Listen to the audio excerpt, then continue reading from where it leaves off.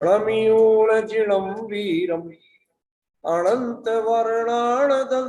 सहावम् वोच्छामिणीयं सारम् केवली सुध केवली भणिदम्।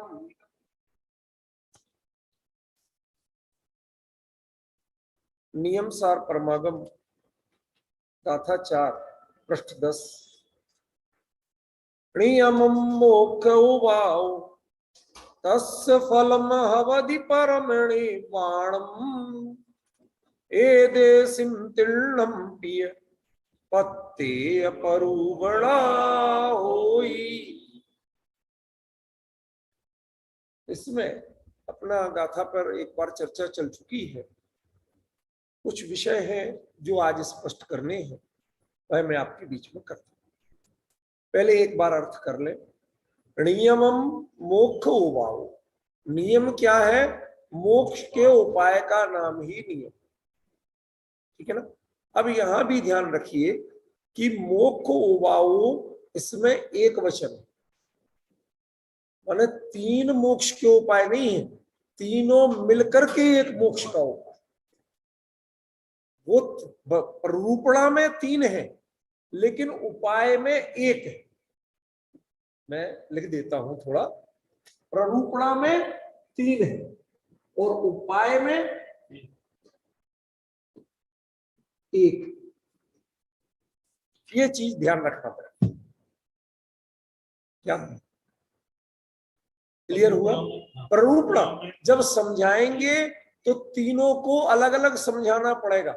समझने के लिए मोक्ष मार्ग एक रूप होते हुए भी समझाने में एक रूप नहीं हो सकता, क्योंकि सम्यक दर्शन वह श्रद्धा गुण की प्रणति के रूप में है, सम्यक ज्ञान वह श्रद्धा गुण से प्रभावित ज्ञान गुण की प्रणति के रूप में है। ये परिभाषा ध्यान रखना। सम्यक ज्ञान को अकेला ज्ञान गुण की प्रणति नहीं कह सकते। क्या कहा? सम्यक ज्ञान अकेला ज्ञान गुण की प्रणति नहीं है। आज चलो अब आई गई है बात तो आपको थोड़ा क्लियर कर दूं।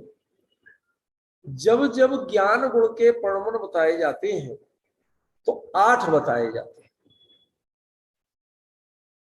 5 नहीं बताए जाते। आपको चाहिए हम प्रमाण निकाल के दे देंगे, ठीक है ना। और 8 कब होंगे कि 5 सम्यक ज्ञान और 3 कुमति कुश्रुत कुअवधि। तो जिनको आप कु कहते हो, मिथ्या कहते हो, उनको भी ज्ञान गुण के प्रणवन के रूप में लिया गया है। मतलब टेक्निकली उन्हें मिथ्या नहीं माना गया है। आज ये बात यदि समझ में आ गई ना तो आप लोगों को बहुत सारा रहस्य खुल जाए। गुरुदेव ने पूरे जीवन सम्यक दर्शन की ही महिमा क्यों गाई? व्यक्ति सम्यक ज्ञानी कहलाते थे, सम्यक ज्ञानी जीव है, लेकिन महिमा सम्यक दर्शन क्यों हुआ? ये रहस्य आज आपको थोड़ा सा 5 मिनट में समझाने की कोशिश करते हैं। ज्ञान गुण का परिणमन कभी विकारी नहीं होता। क्यों? वो तो सुपर प्रकाशक है ही। पर को जानना उसमें अपराध है नहीं, और ज्ञान का काम सिर्फ जानना है, उसमें अहमपना करना या रमण करना ये ज्ञान का काम नहीं। पॉइंट समझ रहे नवीन जी? क्या अहमपना करना या रमण करना ये ज्ञान का काम ही नहीं। ज्ञान का काम सिर्फ जानना है, और पर को प्रकाशित करना, पर को जानना, पर उसमें झलके, ये ज्ञान के स्वरूप में अपराध है ही नहीं। तो फिर कुमति कुश्रुत और कुअवधि को आपने ज्ञान का खोटा परिणमन कैसे कहा, ये बताओ। नवीन जी प्रश्न क्लियर हुआ या नहीं?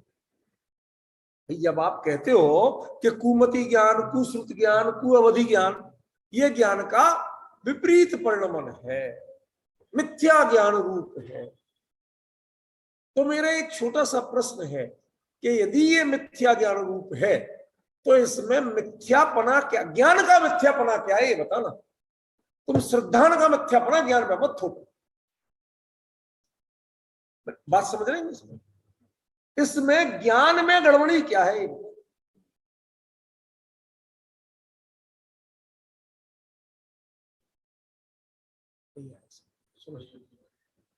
एक एक्सप्लोसिव आतंकवादी लगाए और फूट जाए तो अपराध, और सैनिक लगाए और फूट जाए और मर जाए दूसरे लोग तो अपराध नहीं, सूरवीरता। आप परमवीर चक्र देते हो। अरे एक्सप्लोसिव का काम फूटना है, विध्वंस होना है, और वो वही काम हो रहा है, तो उसमें किसने लगाया, इससे व्यक्ति और दृष्टिकोण तो अपराधी हो सकते हैं, लेकिन एक्सप्लोसिव कहां से अपराधी हो गया? ज्ञान की स्थिति तो लगभग, देखो एक्यूरेट दृष्टांत नहीं है, ज्ञान की स्थिति लगभग एक्सप्लोसिव जैसी। उसका काम जानना है, सुपर प्रकाशकपना है, वो दोनों को जान रहा है। तो जो कुअवधि कह रहे हो, जिसको आप कुमति कह रहे हो, कुश्रुत कह रहे हो, उसमें वह जानने का ही काम कर रहा है या कुछ और काम कर रहा है? और यदि अकेला जानने का काम कर रहा है तो वह अपराधी कैसे हो, वह खोटा कैसे हो? पॉइंट समझ रहे भाई साहब? इस कारण से ज्ञान गुण की 8 रूप परिणति की, 8 रूप पर्याय कही, वो सबको एक रूप से ज्ञान ही कहा। समझ रहे ना? अब समझ में आ रहा कि मैंने क्यों कहा कि ज्ञान जो है वह अपने आप में कोई सम्यक मिथ्या का रूप नहीं है, वो तो श्रद्धान के सम्यक पने के कारण सम्यक कहलाता है। वरना ज्ञान तो सदा काल निर्विकार तत्व है, उसमें विकार कभी होते ही नहीं। एक ज्ञायक की आप देखो, जितना आत्मा स्वरूप का महिमा और वर्णन किया जाता है वो सब ज्ञान प्रधानता, ज्ञायक प्रधानता से, ज्ञा तत्व की प्रधानता से किया जाता है। इसको शॉर्ट में कहें तो क्या कहते हैं? ज्ञा तत्व। आत्मा के लिए वेदांत में, जैनों के मूल अध्यात्म ग्रंथों में अनेक जगह ज्ञा तत्व आया। ये कैसा तत्व है? ज्ञा तत्व है। बस ज्ञान वो पूर्ण निर्विकार है, बाकी परिणतियां विकारी होती हैं, ज्ञान विकारी नहीं होता, लेकिन बदनाम होता है संगत के कारण। समझ गए? एक लड़का बहुत सदाचारी था, बचपन से जिनके साथ खेला, 2 लड़के थे, उनके साथ खेला, बड़ा हुआ, बचपन से था साथ, तो दोस्ती भी हुई। अब वो दोनों जो निकले बदमाश निकले। अब दोस्ती निभाता है वो बदमाश नहीं। उनके कारण बदनाम तो है, लेकिन बदमाश नहीं। 2 बातों का अंतर ख्याल में आया? ऐसे ज्ञान बदनाम तो होता है श्रद्धा और चरित्र के विपरीत परिणमन के कारण, कि ज्ञान का आज तक, यदि ज्ञान का परिणमन विपरीत हो जाए तो भाई साहब फिर आत्मा को सुधरने का रास्ता ही बंद हो जाए। एक यही तो शुद्ध परिणमन है, यही तो निर्दोष है, यही तो असली जान है जिसके बल से पुरुषार्थ किया जा सकता।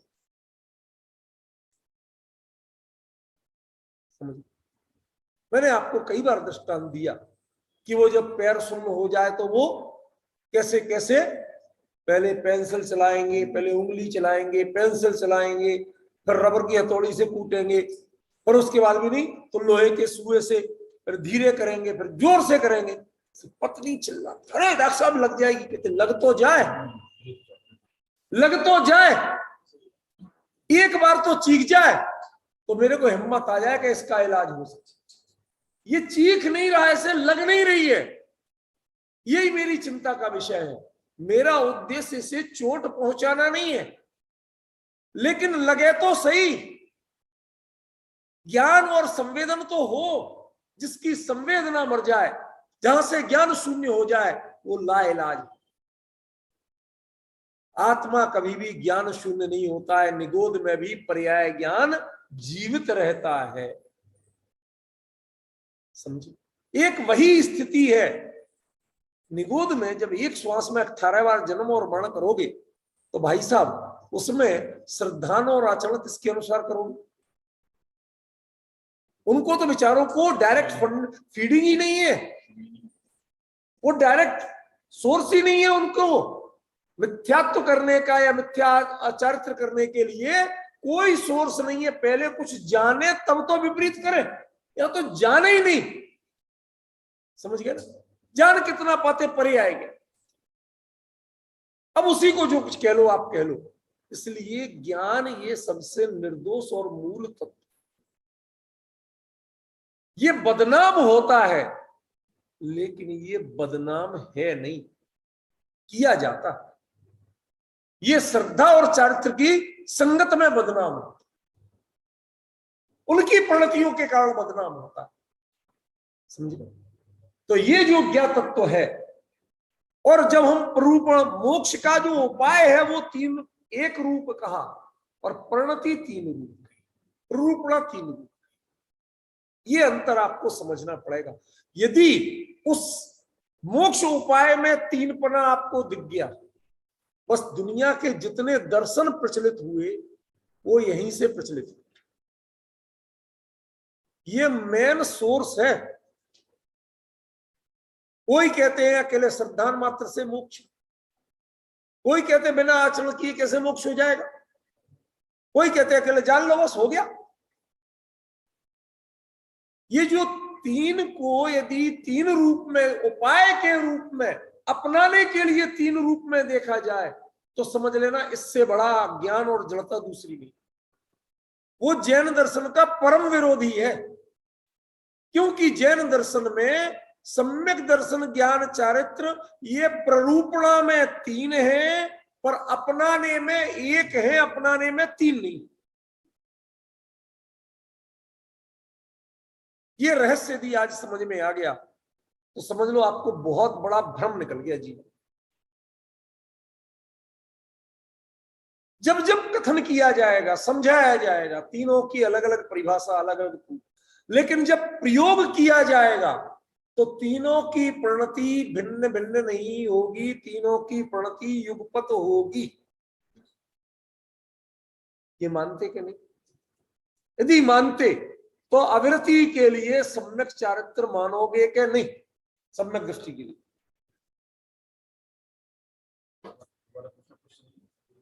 हाँ कोई बात नहीं, मैं 3 बार भी पूछ लूंगा।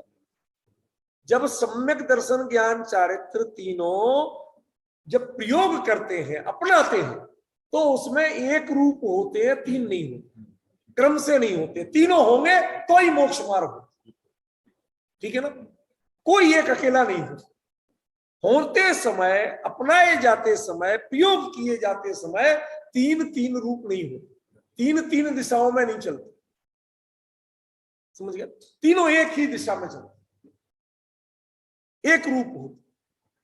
लेकिन जब उनके बारे में समझाना हो तो समझने और समझाने में वो तीन रूपता चलती है। ये सम्यक दर्शन है, ये सम्यक ज्ञान है, ये सम्यक। तो समझाए जाने की त्रिरूपता को हमने अपनाए जाने की त्रिरूपता समझ ली। शब्द समझ में आया? त्रिरूपता माने सम्यक दर्शन ज्ञान चारित्र, ये तीनों समझाने के लिए तीन है, अपनाने के लिए तीन नहीं, अपनाने के लिए एक। ठीक है ना? अब आप अपनाने के लिए तीन रूप मानते हो, ये मोक्ष मार्ग के बारे में सबसे बड़ा अज्ञान। यदि कोई आप ये मानते हो कि हाँ ऐसे सम्यक दर्शन तो है, जो ये कहा जाता है चढ़ाना में सम्यक साथ है, ज्ञान हो पे भिन्न आराध हो, ठीक है ना, चारित्र को अलग, ये सब प्ररूपणा है, ये कथन है, ये वस्तु स्वरूप या मोक्ष मार्ग का असली निरूपण नहीं है, ये मोक्ष मार्ग का निरूपण नहीं है, ये तीन को समझाने की बात है। किन 3 चीजों से ये बना ये बताया जा रहा है, समझ गए ना। लेकिन ये 3 रूप है ये नहीं बताया। आपको 3 रूप में अपनाना नहीं, 3 रूप में अपनाओगे तो अपना ही नहीं पाओगे। कुछ लोग अकेले सम्यक दर्शन के पक्षधर दिखते हैं कि हमें तो अकेला सम्यक दर्शन चाहिए और कुछ नहीं चाहिए, बाकी देखा जाएगा जब हो, वो भी अज्ञान में। आप सम्यक दर्शन का पुरुषार्थ करिए, इसमें हमें ऐतराज नहीं। लेकिन यदि आप ये मान के चलते हैं कि ज्ञान और चरित्र जब ठीक होना होंगे होते रहेंगे, हमें उनकी चिंता नहीं करना, तो आपने मोक्ष मार्ग को जाना नहीं। वो तीनों की एकता मोक्ष मार्ग है, 3 में से कोई भी एक अकेला होता नहीं है। 3 में से एक अकेला होता है तो मात्र प्ररूपणा में हो, वो समझाने में होता है, कथन में होता है, वस्तु में नहीं। गलती कहां हो रही है? जो 3 पना प्ररूपणा में है उसको हमने 3 पना उपाय में मान लिया।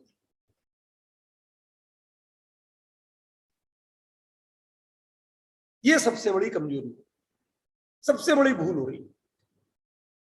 संजय भाई फिर से बोलो, जो 3 पना प्ररूपणा में है उस 3 पने को किसमें मान लिया? उपाय। और आचार्य ने कितनी सावधानी से प्रयोग किया? नियमम मोक्ष उवाऊ, एक वचन, और तिन्नम्पि परूपणा, पत्ते परूपणा, तीनों की प्ररूपणा में 3 है और तीनों की अलग अलग की जाए। नहीं करोगे तो स्वरूप नहीं समझ पाओगे, और अपनाने में 3 का विकल्प रखोगे और 3 में से कोई एक जो पसंद आए चॉइस करना चाहोगे तो इस जन्म में तो आपको सम्यक दर्शन होने वाला नहीं है, मोक्ष मार्ग होने वाला। अब बताओ क्या करो? ये जो प्रिंसिपल होगा उसे 3 क्लास तो ये माना जाएगा, पढ़ी हुई है तो उसे अपना ये तो बात ये समझाने के लिए तो है ही।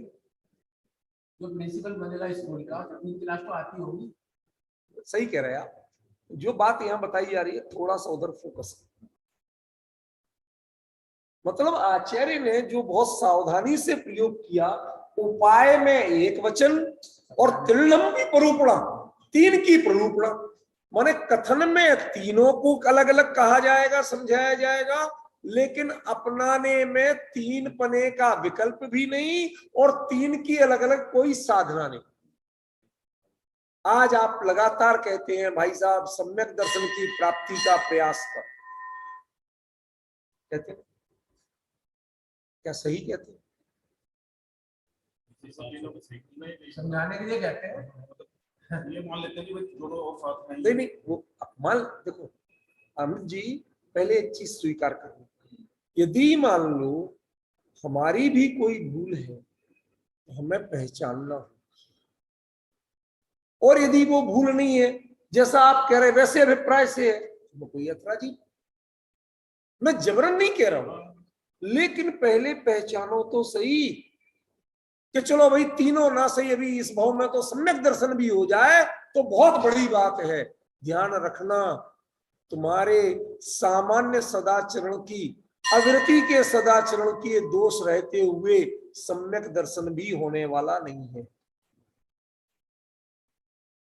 आप रात्रि भोजन करें, अभक्ष्य भक्षण करें और दूसरे गलत काम करें, भाई सब क्षमा करना, ये सदाचार नहीं है, सम्यक चरित्र नहीं है। लेकिन जिसके सम्यक चरित्र होगा वो अविरति होगा तो भी ये दोष उसमें नहीं। समझे भाई मेरा अंतर? समझे? गलत तो नहीं कह रहा। वो बाहर उसका व्यवहार तो हो गई होगा, अविरति का भी व्यवहार होता है, अविरति का भी चरित्र होता है। ऐसा नहीं है कि जो अविरति है उसका कोई मोरल ही नहीं है, उसका कोई चरित्र। मेरी बात समझ, क्षमा याचना के साथ पूछता हूं, ये जो अंतर है इस पर फोकस करो। पॉइंट ख्याल में? हम जो ये सोचने लगे कि ये चीज तो जब होगी हो जाएगी, और अभी तो अरे भाई उसके लिए अपनी आवश्यक पात्रता, सम्यक दर्शन, ज्ञान और चरित्र तीनों को जब आप पढ़ो, समझो, उनकी प्रत्येक प्ररूपणा को समझो, तो प्रत्येक प्ररूपणा समझ के आपके ये अंतर तो आना ही चाहिए। जैसे सम्यक दर्शन के लिए आप शुद्ध ज्ञायक तत्व की बात को ही अपनाने को तैयार हो, दूसरी चीजें सुनने को तैयार नहीं हो, ख्याल में है ना, तब भी सम्यक ज्ञान के लिए कोई अलग से प्रयास नहीं कर। हमारे यहाँ प्रयास दो ही जगह होते, दर्शन और चारित्र। तो चारित्र पर आप उपेक्षा करके नहीं चल सकते, ठीक है ना। और खास तौर पे ऐसी उपेक्षा तो कतई नहीं कर सकते कि ये भाई साहब हमें तो चलता है, कम से कम उस पर गिल्टी तो होनी ही चाहिए,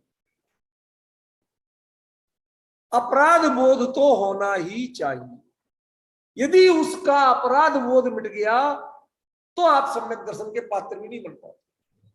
कमी है लेकिन उसका अपराध बोध है तो वो टिकने वाला, आपके श्रद्धा, कम से कम श्रद्धा से आप विपरीत नहीं, समझ गए ना। और जिसका श्रद्धान उस पर नहीं है उसका आचरण टिक नहीं सकता, भाई विपरीत टिक नहीं सकता, समझ गए। जैसे किसी विलेन के दबाव में कोई हीरो गलत काम करता है किसी पिक्चर, वो गलत करते हुए उसको पता है कितना जोर पड़ रहा है, वो जोर पड़ता है क्या आपको, वो गलती के एहसास बरतता है क्या आपको, यदि नहीं बरतता है तो चिंता। क्योंकि ध्यान रखना, जिस समय आप सम्यक दर्शन की साधना करने भी जाओगे, प्रयोग की दिशा में आगे बढ़ोगे, तो वह मोक्ष उबाओ, वो कोई अकेला सम्यक दर्शन नहीं होगा, उस समय ज्ञान और चारित्र ये भी अवृत्ति की भूमिका के योग्य तो सम्यक होंगे ही होंगे। ऐसा नहीं कर सकते आपके ये तो सब उटपटांग चलता रहे और अकेले हम सम्यक दृष्टि बन जाए, या सम्यक दृष्टि तो हम श्रद्धा ने सम्यक किया भी, हमने ज्ञान और चारित्र सम्यक नहीं किया, ये आप कहने के अधिकारी हैं। प्रयोग में एक है, प्ररूपणा में तीन, ये डिफरेंस समझना पड़ेगा। मोक्ष मार्ग प्रयोग में एक है, प्ररूपणा में तीन है। जो जिनवाणी ने अलग अलग कही है चर्चा, वो प्ररूपणा है, वह प्रयोग विधि नहीं। ये रहस्य यदि आज आप समझ गए तो समझ लेना आज की चर्चा सार्थक हो। मैं एक सवाल पूछूंगा आपसे, बोलो। ये अंजन चोर को मजबूरी में संदर्भ दर्शन, मजबूरी में था तो बोलो पकड़ा जाता। बोलो बोलो। अच्छा अच्छा, उसमें ये जो अपने आती है वर्तमान योग में कहानी कि वो उसने वो काटा, वो फलाना ढुकाना हो गया, तो ये तो मजबूरी में हुआ है, लेकिन उसको क्या वो तीनों एक साथ हुआ है उसका काटा। ऐसा है राजकुमार जी, जो ये प्रथमान योग के दृष्टांत होते हैं वो विवक्षा है, वो प्ररूपणा है, वह प्रयोग नहीं। अरे सुनो, अब बीच में नहीं बोलो, सुनो, आपने बोला मैंने सुना, मैं बोल रहा हूं आप सुनो।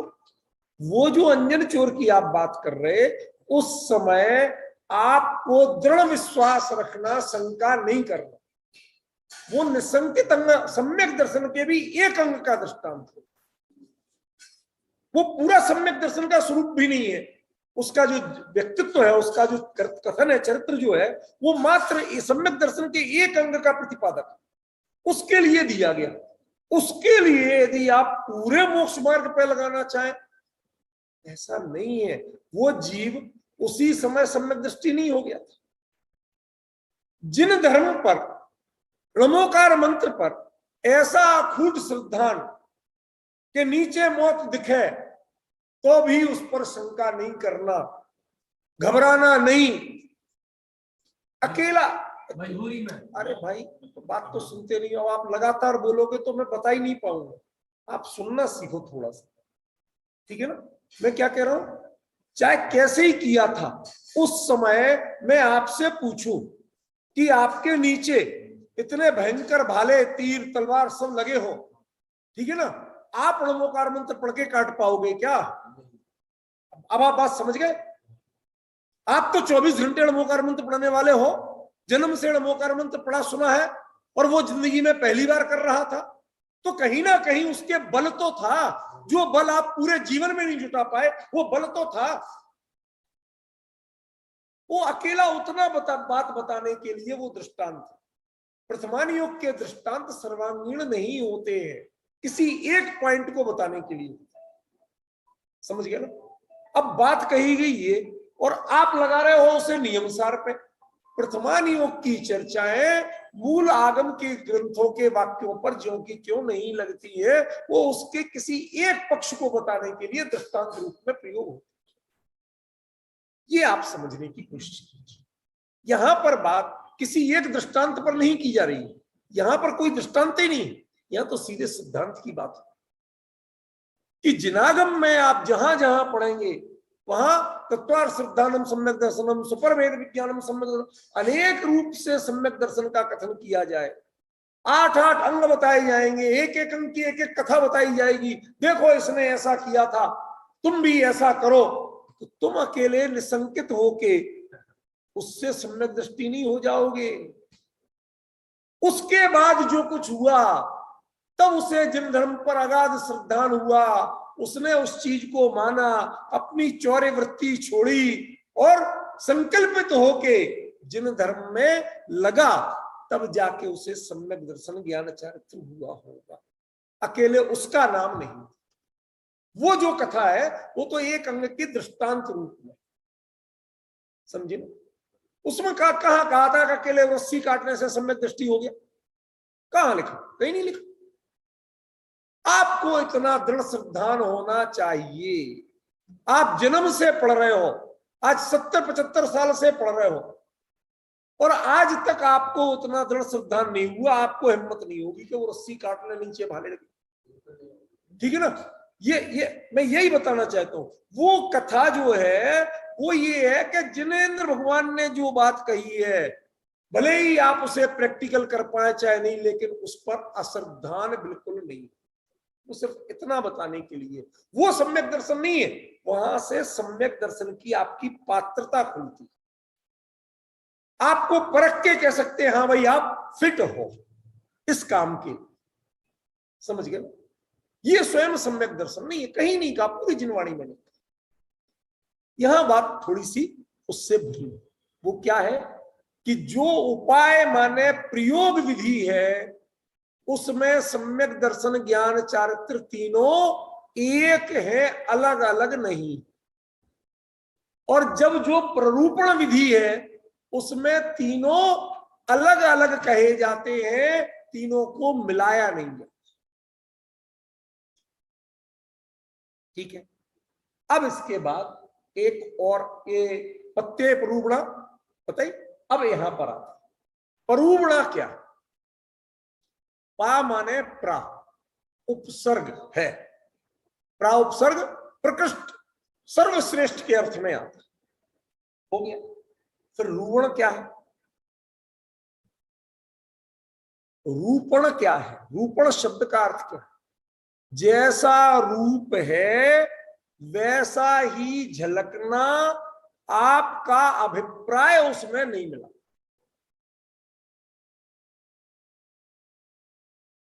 पॉइंट समझिए। आज तक आपने किसी पदार्थ का, किसी व्यक्ति का कथन उसकी वास्तविकता से किया हो तो बताओ, आपके ज्ञान ने उसको वास्तविकता से जाना हो तो बताओ। निजी अभिप्राय, निजी राग द्वेष, निजी पूर्वाग्रह, इनके बिना आप क्या किसी को जान पाए? सम्यक दर्शन ज्ञान चारित्र में यदि हम तो मोक्षु हैं सम्यक दर्शन वाले और वो चारित्र वाले, ये जो सोच है ना, ये प्ररूपण नहीं है, रूपण नहीं है। ये वस्तु स्वरूप का ज्यों का त्यों बताया जाए, उसमें मैं और मेरा तेरा ना जोड़ा जाए, राग द्वेष ना जोड़ा जाए, पूर्वाग्रह ना जोड़े जाए, तब तो वो प्ररूपणा है। और यदि उसमें कुछ भी कर दिया जाए,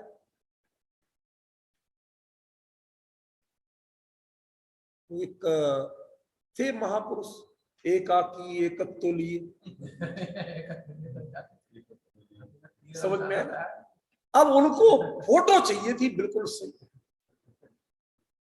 तो वो कभी भी सामने से फोटोग्राफर उनका समझदार था, कभी सामने से नहीं खींचता। वो हमेशा साइड से खींचता था, दिखे ही एक दूसरी दिखे ही नहीं कि फूटी पता चले। ये एक बड़ी विचित्रता है। हमें फोटो पूरा चाहिए, मेरा चाहिए, लेकिन मेरी खराबी नहीं दिखे, सिर्फ खूबी दिखे। भाई साहब एकांगी ही आएगा, पूरा आएगा तो फूटी दिखेगी। अंतर समझो। आज हमारा प्ररूपण क्या वस्तु परक है या व्यक्ति परक है? हम मुंह देखी जिसे ठकुर सुहाती कहते हैं, हम वो करते हैं या वस्तु का कथन करते हैं? क्या हमारे ज्ञान में सामर्थ्य है कि वो ज्यों का त्यों जाने? क्या हमारे कथन में सामर्थ्य है? सिर्फ केवली के कथन में ये होता है जिसमें कोई लाग लपेट नहीं होती है, जैसा है वैसा ही कहा जाता है। और उसमें भी उसका नाम तो रूपण है, उसमें भी जुड़ा क्या है? पा। माने हम कितना कहते हैं, जितना हमारा क्षुद्र क्षोभसम जान पाता। वो कैसा कहते हैं कि जो उनका परिपूर्ण ज्ञान स्पष्ट जानता। इसका मतलब क्या हुआ कि नियम सार में त्रिणम परूपणा, तीनों की जो प्रत्येक परूपणा होगी वो केवल ज्ञान पर आधारित होगी, केवली पर आधारित होगी, वह क्षुद्र क्षोभसमियों पर आधारित होगी। भाई साहब नाराज मत, विचारना पड़ेगा। यदि ये प्ररूपणा है, आप विश्वास करेंगे कर्णान युग के ग्रंथों में हर बात को प्ररूपणा कहा गया। भाई साहब आप तो खूब जानते हैं, गुण स्थान प्ररूपणा, मार्ग स्थान, जीव समास प्ररूपणा, हर एक को प्ररूपणा कहा गया। क्यों? अब समझ में आ रहा है क्यों कहा गया? वो केवली ने फरमाया है, केवल ज्ञान में वैसा झलका है, उसमें आप इफ एंड बट अपनी ओर से व्याख्यान, अपनी ओर से शब्द परिवर्तन नहीं कर सकते, क्योंकि वो प्ररूपणा।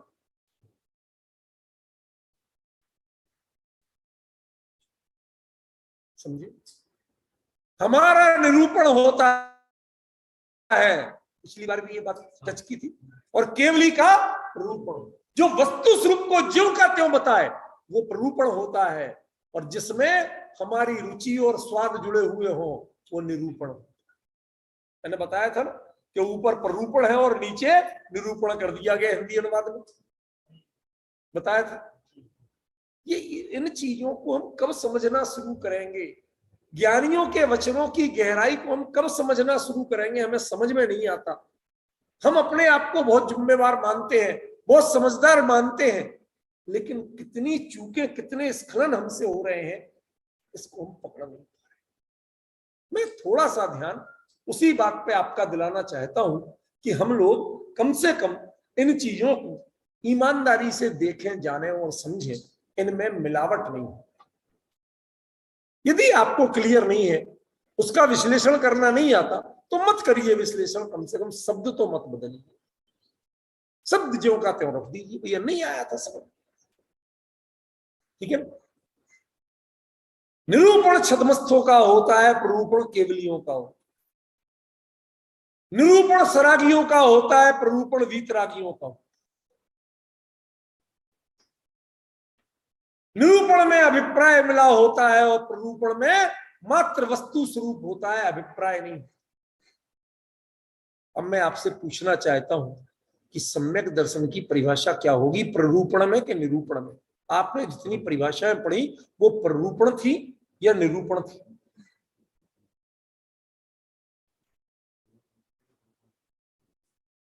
अब आप क्यों करें ना? कोई कहते हैं देवशास्त्र गुरु का सिद्धांत, मैं भी कहता हूं हाँ है, लेकिन आप जिस रूप में समझते हैं कि हमने चावल चढ़ा दिया, ढोक दे दी और किसी को नहीं दी तो सम्यक दृष्टि हो गई, ये निरूपण है, प्ररूपण नहीं है। देव शास्त्र गुरु का स्वरूप समझना, वो पहचानना और वही सत्य है, ये दृढ़ सावधान करना और ये चावल चढ़ाना एक ही चीज है क्या? ये नारियल फोड़ना एक ही चीज है क्या? श्रद्धात्मिक प्रणति का नाम, वहां कुछ लिखा ही नहीं गया, उसने सपोर्ट नहीं किया। आपने चलो भाई कोई करते हैं, वो नमाज पढ़ते हैं, आप ढोक देते हो, वो कुछ किसी तरह करते हैं, आप कुछ करते हो, इससे क्या हो गया भाई? ये तो प्रक्रियाओं का भेद हुआ। आप पहले परिणति का भेद बताइए। क्या आपने देव शास्त्र गुरु का सिद्धांत का मतलब जान पाए आज तक?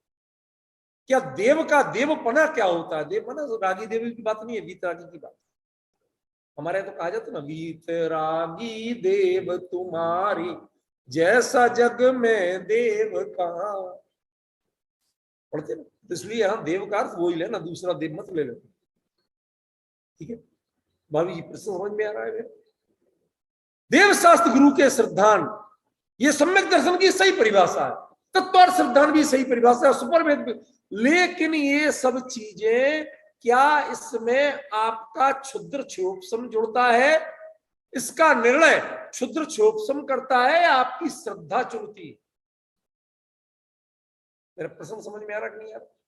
गड़बड़ी कहां हो रही है?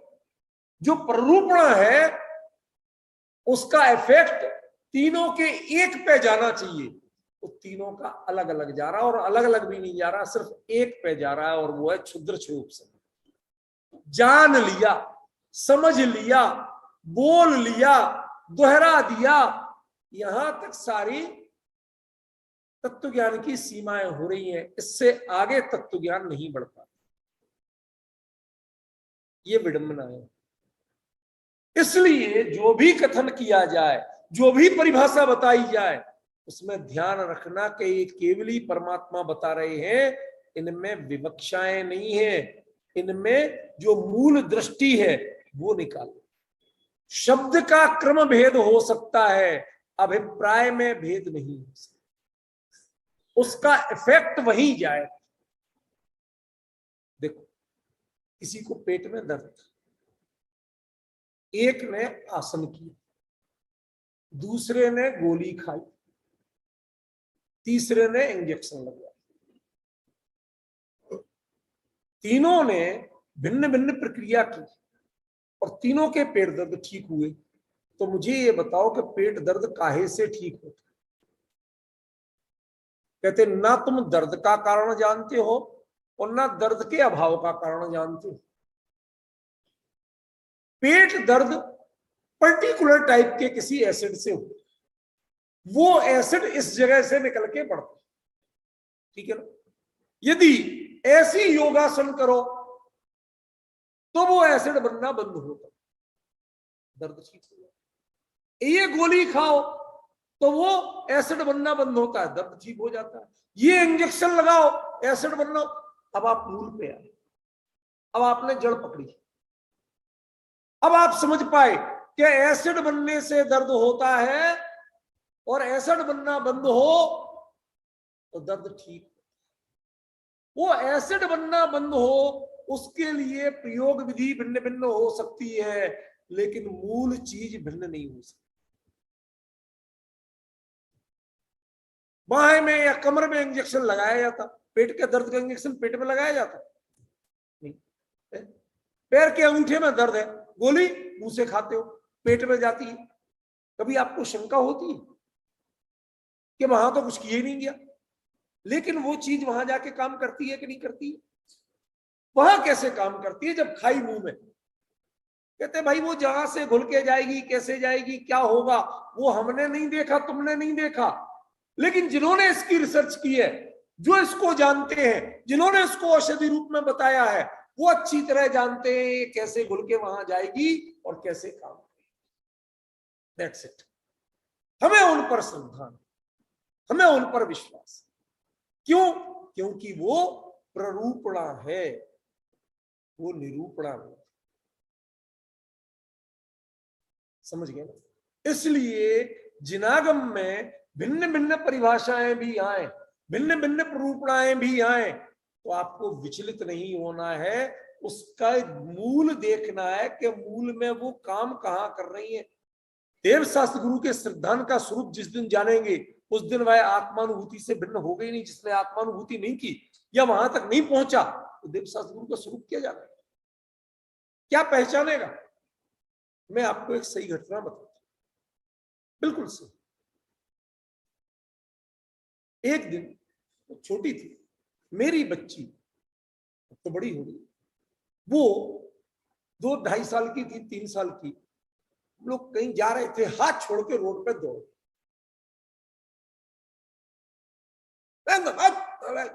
गुस्सा चिल्ला, उसे लगा बुरा कि डैडी इतनी जोर से कुछ भी हो, आपकी आदत बहुत जोर से चिल्ला, चुप रह गया, कुछ नहीं बोला। अब उसकी बेटी ऐसे ही भागी तो वो मेरे से भी जोर से चिल्लाई। तुमने कहा बेटा क्या हुआ? कहती बेटी तो आपकी हूं। बहाने मत कर, तू तो ऐसे बुरा मानती थी ना, तू तो ऐसे गलत मानती थी ना। अब समझा जब मां बनी, जब मेरा अपना बच्चा हुआ, तो जिससे इतना अपनापन होता है उसकी रक्षा के लिए यह गुस्सा होता है, उस पर गुस्से के लिए गुस्सा नहीं। तो चीजों का डिफरेंस समझो। जब उस भूमिका में पहुंचोगे तब उसे पहचानोगे, जब तक भूमिका में नहीं पहुंचोगे तब तक उसको पहचानोगे नहीं। जो आत्मानुभूति की भूमिका में तक नहीं पहुंच सकते, जो अपने स्वरूप तक नहीं पहुंच सकते, वो देव शास्त्र गुरु के स्वरूप को भी जान नहीं सकते। क्या पहचानोगे आप? 64 चमर होते हैं उन्हें देव कहते हैं, 100 इंद्र आते हैं उनको देव कहते हैं, समोसणादि विभूतियां होते हैं उनको देव कहते हैं। हमारे यहाँ तो आचार्य साफ कहते देवागम नभो यान चामरादि विभूतिया माया विश्व की दृष्टि न तस्तमसी नो मान। तो हमारे लिए मान हो ही नहीं इसका। आप जब ये सब सफाई करोगे अपने विचारों के कचरे की, कचरा ही है, हम बाहरी महिमा में अटक रहे हैं। क्या क्या जड़ताएं चलती हैं साहब, 5 फण 7 फण शत फण सहस्र फण और 10,000 बन जाए तो राजकुमार जी और ज्यादा खुश हो जा रहे हैं साहब। 10,000 फण वाले पार सुना पूरी हो गए, ये चीज समझना पड़ेगी। बड़ा आपकी रुचि फणों में बढ़ रही है, त्रिंच पर्याय में बढ़ रही है। आपकी रुचि आज तक वीतरागता में नहीं बढ़ी है, वीतराग में नहीं बढ़ी है। देव नहीं पहचाना आज तक। देव किसे कहते हैं, देव का स्वरूप क्या होता है, ये नहीं जाना आज तक। समझे भाई? कुछ भी हो भाई साहब, हम तो पार्श्वनाथ के भक्त हैं, आपने देव नहीं जाना। कहते भले हो देव साधु, हम तो सच्चे देव। क्या सच्चे देव का करते हो आप श्रद्धान? आपकी श्रद्धान फड़ावलियों में बड़ी पड़ी हुई है, उनसे आपको श्रेष्ठता लगती है। त्रिंच पर्याय जिसको कब के छोड़ चुके, उनमें आपको श्रेष्ठता लगती है। क्यों नरेंद्र बाबू? और जो वीतरागता है वो आज तक आपने नहीं पहचानी। क्या खाकर वीतरागी की पूजा करते हैं? क्या आप जैन धर्म के जानते हैं? डिफरेंस समझ रहे? जब उस चीज पे जाएंगे तो बहुत सारी मूर्ताएं आपकी हटेंगी। वो भी आप जब धीरे धीरे जो गहराई में बढ़ेंगे तो क्या रहेगा? गुरुदेव बोलते थे बारंबार, स्वरूपे डूबेला नमन तुझने। क्या दिखता था उनमें? अपने स्वरूप में लीन है प्रभु। हम उस निजानंद रसलीन की मुद्रा को नमस्कार कर रहे हैं। हमें ना देह चाहिए, ना छत्र चमर भामंडल चाहिए, क्यों ना 100 इंद्र चाहिए, ना समोषण चाहिए। फिल्टर होते होते कहां पहुंच गए? निजानंद रस। तो भैया आत्म श्रद्धान सम्यक दर्शन, इसमें और उसमें क्या अंतर रह गया? समझ गए? यदि प्ररूपणा है तो केवली की नजर से समझना, भोगियों की नजर से मत समझना। भोगियों के लिए छत्र चमर भामंडल इंपॉर्टेंट हो सकते हैं, 100 इंद्रों का आना इंपॉर्टेंट हो सकता है, लेकिन विवेकियों की नजर में इसकी कोई कीमत नहीं। ये सब रहते हुए भी उनको यदि माथा झुकता है तो किसके लिए झुकता है? सकल गे ज्ञायक तदपि। अरे लोका लोक को जानते हैं पर उसमें अटकते नहीं है, उसमें रुचि नहीं है, प्रणति नहीं है। निजानंद रस सो जिनेन्द्र जयवंत। कवियों ने जो स्तुतियां भी लिखी, उनकी महिमा क्या थी, क्या गरिमा थी, क्या डेप्थ थी, संजय भाई हम सोच पाए कभी? सकल ज्ञायक निजानंद रसली। देखा क्या, आप दुनिया को जानते हैं लेकिन भगवान हमारे लिए इससे कोई फर्क नहीं। निजानंद रसलीन, अपने स्वरूप में लीन हो, हम तो इसलिए तो जिनवाणी जो शुरू होती है उसमें लगता है श्रीमंत सुरा सुरेंद्र मुक्ता प्रबोध रतन प्रभा, जिसके 100 इंद्र, ये हो रहा है वो हो रहा है। हमने अब आपको मैं क्या समझाऊं, आपने खुद ही पढ़ा हुआ है। हाँ तो पढ़ा ये हूं। बताइए, तो फिर ये शुरुआत क्यों करी? भाई ऐसा है राजकुमार जी, दुनिया में हजारों तरह की बुद्धि के लोग होते हैं, समझ में आया ना। और जो निरूपण हो, ये प्रूपण नहीं है, वो निरूपण है। तो उसमें हजारों तरह जो पूजा पाठ स्तुतियां, ये निरूपण है, ये प्रूपण नहीं। क्योंकि भगवान अपनी स्तुति खुद नहीं लिखेंगे, इतनी समझ तो आप में है और सब में। भाई जितनी पूजा पाठ स्तुतियां हैं, ये किसकी, कौन बोलेगा? भक्त बोलेंगे कि भगवान बोलेंगे? भक्त बोलेंगे। और भक्तों का निरूपण होता है, प्रूपण नहीं। यहाँ बात प्रूपण की चल रही है, निरूपण की चल रही है। वो निरूपण में बोला जाता है जिसकी जैसी बुद्धि है। बच्चा नहीं आता है तो आप मंदिर में आने के लिए, हमारी भाभी जी है, ये लोग रख के उनको दुनिया भर के इनाम देती है। आप लोग ऐसा बाहर बढ़िया खाने पीने का इंतजाम रखते हो, आए तो सही। वैसे 4 लोग भी नहीं होते यहाँ सुनने को, तत्व सुनने को। तो ये सब जो आप करते, तो इसका मतलब वो खिलाना पिलाना, इनाम पे बांटना, ये धर्म हो गया क्या? अरे तो भाई आप लगातार पूछे जाते हो। पहले जब आपका उत्तर दे तो समझने की कोशिश भी तो करो राजकुमार जी। मैं क्या बता रहा हूं, वो बाल बुद्धि को भरमाने के लिए, जिनके लिए ये लगता है साहब हमारे भगवान तो तीर कमान और लक्ष्मी मैया सबको साथ लिए, कहते हमारे यहाँ केवल ज्ञान रूपी लक्ष्मी है। तुम्हारे यहाँ एक इंद्र है आज तक पूजा करने को, यहाँ 100 इंद्र पूजा करते। ये उसकी बुद्धि को डाइवर्ट करने के लिए है, ये स्थूलमती लोगों के लिए है, ये सम्यक दर्शन की प्राप्ति के लिए नहीं।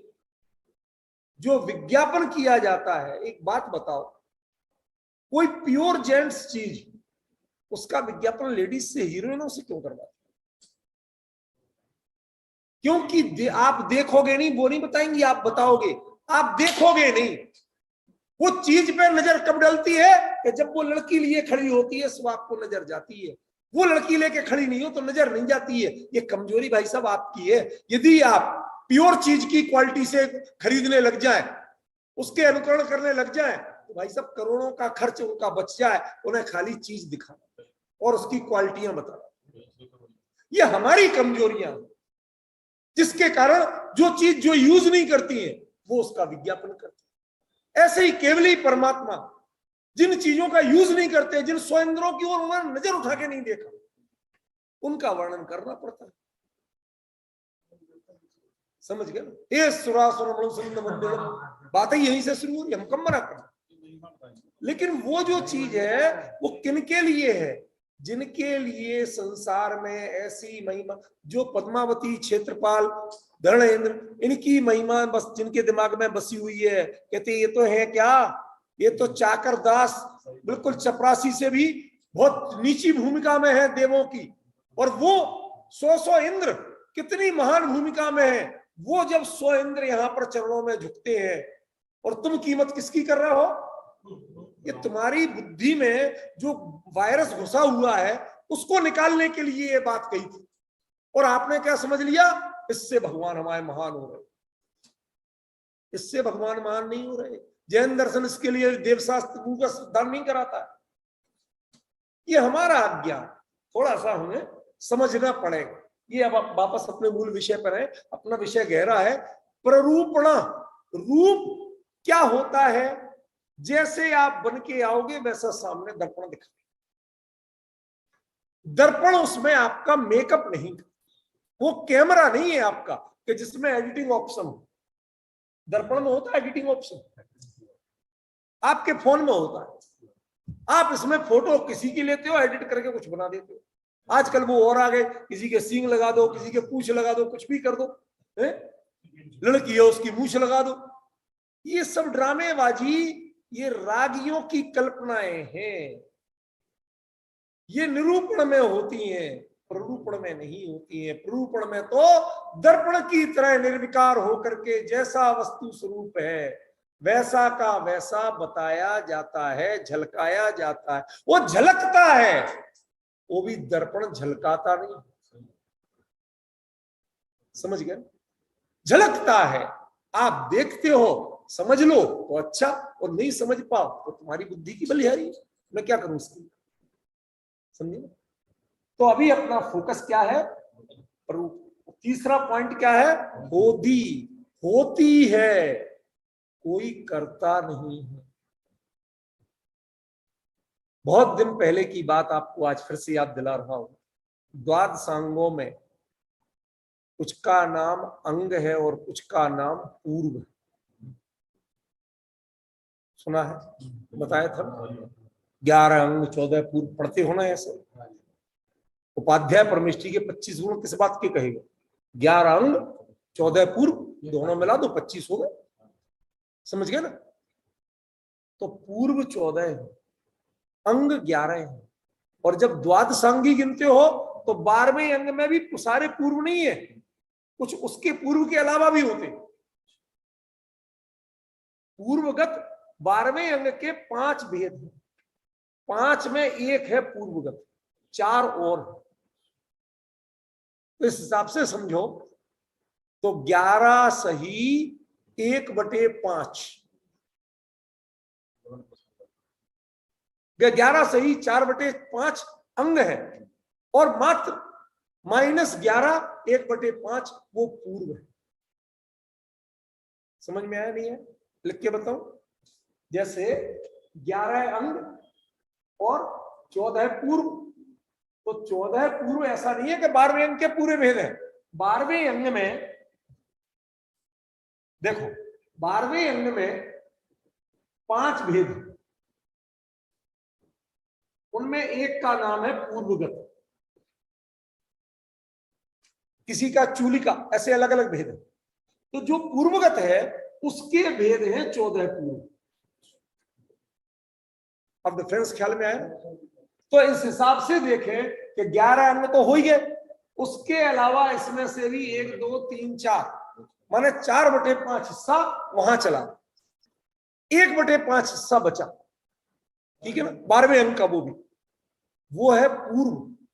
लेकिन एक बड़ा भारी डिफरेंस है जो यहां बताने का है। होई, इसकी बात कर रहे हैं ना अपन, होती जो होता है, जो कोई जिसका कर्ता, जिसका प्रवक्ता नहीं बनता है, वह प्ररूपणा होती है, वस्तु स्वरूप की प्ररूपणा होती है, उसको कोई करता नहीं है। लेकिन 11 अंग उनके लिए वह तीर्थंकर ही करता करता बनते नहीं है, कहलाते हैं। क्यों? क्योंकि वह उनके शासन का अंग हो। उनके कार्यकाल में जो जो चीजें चलती हैं उनकी विशेष जानकारियां होती है अंग में, और जो शाश्वत आत्महित की बात है, मोक्ष मार्ग है, वो होता है पूर्व। समझ गए? इसलिए जो पूर्वगत है उसको प्ररूपणा कहा। पूर्वगत में कर्णानियोग भी आता है और पूर्वगत में शुद्ध द्रव्यानियोग।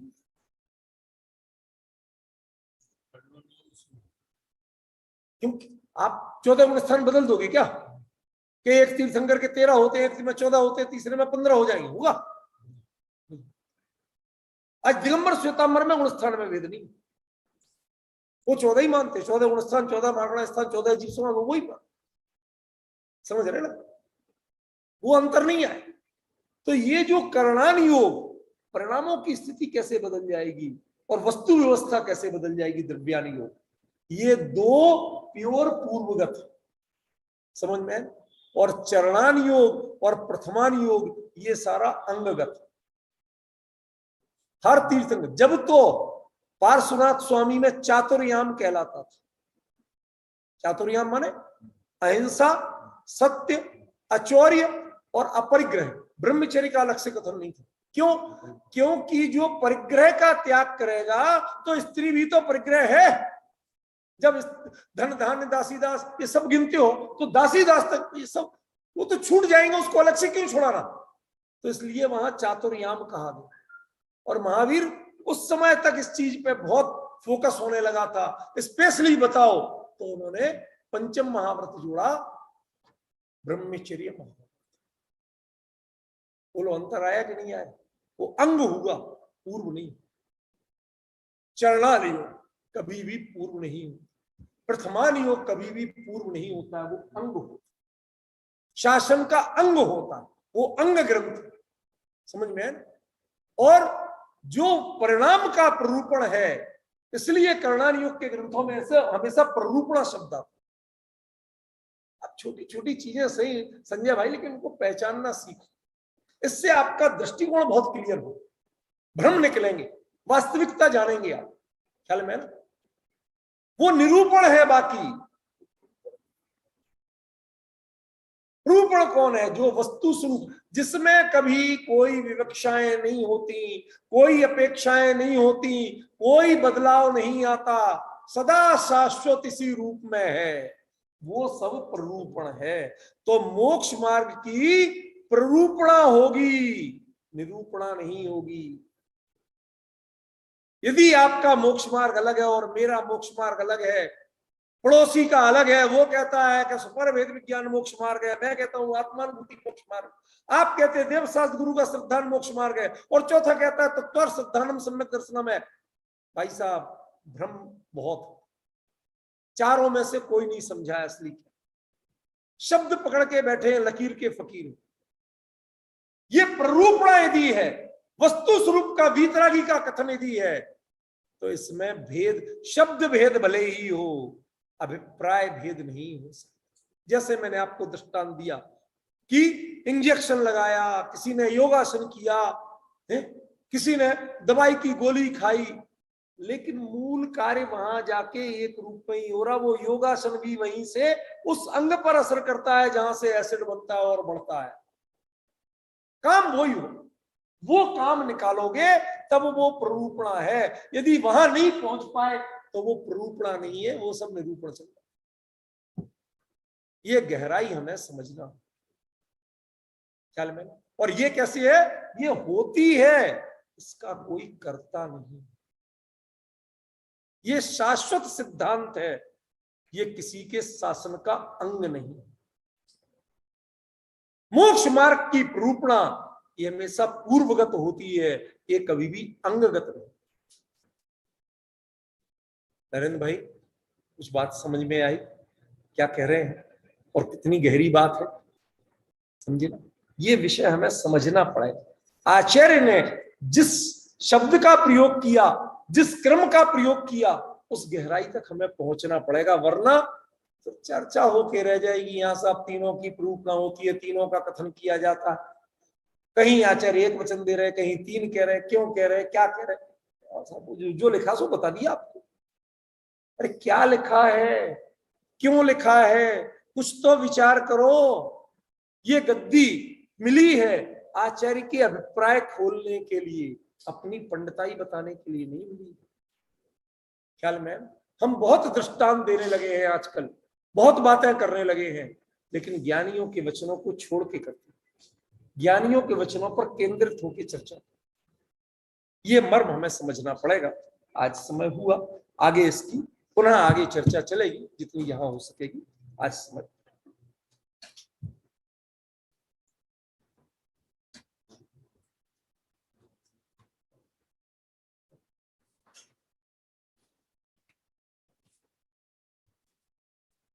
मित्रतम नासवे को ज्ञान से प्रकाश वे को वापस वासवे को